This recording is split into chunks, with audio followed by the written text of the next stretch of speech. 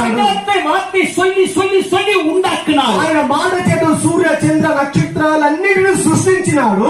மனுஷனை மட்டும் அப்படி சிருஷ்டிக்கிறார். మనిషిని మాట ద్వారా సృష్టించలేదు. ஒரு வார்த்தை சொல்லி மனிதரே ஆதாமே உருவாகுன்னு சொல்லி தான் உருவாக்கப்படலாம். తన నోటి ద్వారా ఆదామా నువ్వు నిర్మించబడు అంటే నిర్మించబడవచ్చు. ஆண்டவர் தன்னுடைய கரங்களிலே, దేవుడు తన చేతితో, கரங்களில உருவாக்கினார். తన చేతిలో మనిషిని సృష్టించినాడు. கண்ணு எங்க இருக்கணும், కళ్ళు ఎక్కడ ఉండాలి, அது எங்க இருக்கணும், చెవులు ఎక్కడ ఉండాలి, தன்னுடைய சாயலாக தன்னுடைய ரூபத்துபடி மனிதனை உண்டாக்கினார். తన స్వరూపం చొప్పున మనిషిని దేవుడు సృష్టించినాడు. உண்டாக்குற காரணம் என்ன?